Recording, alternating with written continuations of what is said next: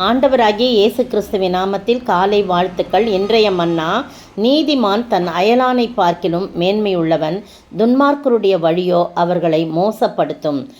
நீதிமொழிகள் 12:26. இந்த நீதிமொழிகளில் பார்த்தீங்கன்னா, நீதிமானையும் துன்மார்க்கனையும் அதை ஒப்பிட்டு சொல்லப்பட்டிருக்கு. அதிலே பாருங்கள், 28ஆம் வசனத்தில் நீதியின் பாதையில் ஜீவன் உண்டு, அந்த பாதையில் மரணம் இல்லை அப்படின்னு சொல்லியிருக்குது. இந்த நீதிமானுக்கு என்ன மேன்மை அப்படின்னு சொல்லும்போது, அயலானை பார்க்கலும் மற்றவர்களை பார்க்கலும் அவன் மிகுந்த மேன்மை உள்ளவன். என்ன மேன்மை அப்படின்னு சொல்லும்போது, இங்கேயே இதிலே 21ஆம் வசனம் பாருங்களேன், நீதிமானுக்கு ஒரு கேடும் வராது அப்படின்னு போட்டிருக்கு. உடனே துன்மார்க்கனை பற்றி சொல்லப்பட்டிருக்கு, அது நமக்கு வேண்டியதில்லை. நீதிமானை குறித்து மட்டும் சொல்லியிருக்குது. அது மாதிரி 10ஆம் வசனத்தில் பார்த்தீங்கன்னா, நீதிமான் தன் மிருக ஜீவனை காப்பாற்றுகிறான் அப்படின்னு சொல்லப்பட்டிருக்கு. நீதிமான்களுடைய நினைவுகள் நியாயமானவைகள். இதெல்லாம் அவனுடைய மேன்மையை குறிக்குது. 10ஆம் அதிகாரம் மட்டும் நான் எடுத்தேன்.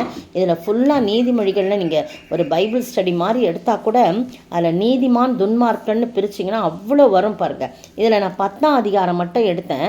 நீதிமான் என்னென்னத்தெல்லாம் மேன்மை உள்ளவன்னா, 6ஆம் வசனம், நீதிமானுடைய சிரசின் மேல் ஆசீர்வாதங்கள் தங்குமா. அடுத்தது 7ஆம் வசனம், நீதிமானுடைய பேர் புகழ் பெற்று விளங்கும் அப்படின்னு படுக்கு. ஒரு 10ஆம் அதிகாரத்தில் மட்டும் 11, நீதிமானுடைய வாய் ஜீவ ஊற்றம். பார்த்திங்களா, அவன் வாய் திறந்தாலுமே அதுலேருந்து ஜீவ ஊற்றுகள் புறப்படும். ஆண்டவருடைய வாயிலிருந்து எப்படி ஜீவ ஊற்றுக்கள் அப்படியே பொங்கி வருதோ, அதே போல் நீதிமானுடைய வாய் ஜீவ ஊற்றுன்னு போட்டிருக்கு. அடுத்தது 16ஆம் வசனம், நீதிமானுடைய பிரயாசம் ஜீவனை கொடுக்கிறது, பிறப்பிக்கிறது அப்படின்னு போட்டிருக்கு. அது துன்மார்க்கனை பற்றி அடுத்தடுத்து சேர்த்து வருது, அது வேண்டாம் நமக்கு. அடுத்தது 20ஆம் வசனம், நீதிமானுடைய நாவு சுத்த வெள்ளி.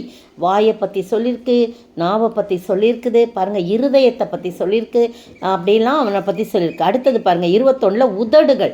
நீதிமானுடைய உதடுகள் அநேகரை போஷிக்கும் அப்படின்னு சொல்லப்பட்டிருக்கு. அந்த 10ஆம் அதிகாரத்திலேயே அத்தனை இருக்குது. 28ஆம் வசனம் பாருங்கள், நீதிமானுடைய நம்பிக்கை மகிழ்ச்சியாகும். இதெல்லாம் அவனுடைய மேன்மைகள். 31, நீதிமானுடைய வாய் ஞானத்தை வெளிப்படுத்தும். திரும்பவும் 32, நீதிமானுடைய உதடுகள் பிரியமானவைகள். இதை நீங்கள் அண்டர்லைன் பண்ணி வச்சு பாருங்கள். நீதிமான் எதிலெல்லாம் மேன்மை உள்ளவனாக இருக்கிறான். பார்த்தீங்கன்னா 3ஆம் வசனத்தில் கூட, கர்த்தர் நீதிமான்களை பசியினால் வருந்த விடார்.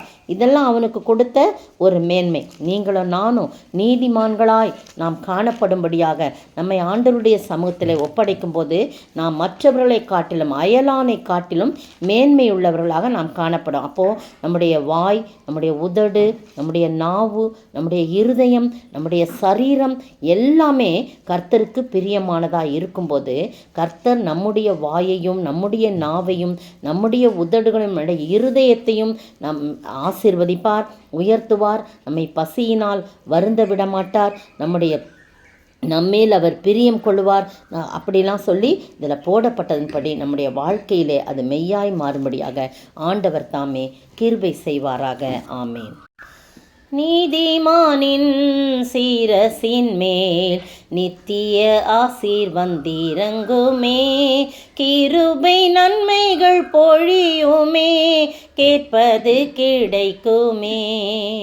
கர்த்தரை நம்பியே ஜீவிப்போம், கவலை கஷ்டங்கள் தீந்திடும், கைவிடா காத்திடும் பரமனின் கரங்களை நாம் பற்றி கொள்வோம். ஸ்தோத்திரிக்கிற ஆண்டவரே, துதிக்கிற ராஜா, கர்த்தாவே, நீதிமான்கள் அயலானை காட்டிலும் மேன்மை உள்ளவர்கள் என்று சொல்லப்பட்டிருக்கு. நாங்கள் இந்த உலகத்திலே மற்றவர்களை காட்டிலும் மேன்மை உள்ளவர்களாக விளங்கும்படியாக பிரித்தெடுக்கப்பட்ட ஜனங்களாக ஆண்டவர்களுடைய பேச்சு, செய்கை, நடக்கை, பார்வை எல்லாம் கர்த்தாவே தூய்மையானதாய் காணப்பட, உமக்கு பிரியமானதாய் காணப்பட, ஆண்டவரே மற்றவர்களுக்கு பிரயோஜனமானதாய் காணப்பட நீர் உதவி செய்ய வேண்டுமாய் ஜெபிக்கிறோம். ஆசீர்வதிங்க, காத்துக்கொள்ளுங்க. இயேசுவின் நாமத்தில் ஜெபிக்கிறேன் பிதாவே.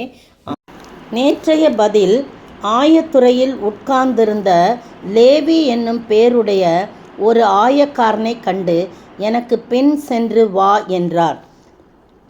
லூக்கா 5ஆம் அதிகாரம் வசனம் 27. இன்றைய கேள்வி,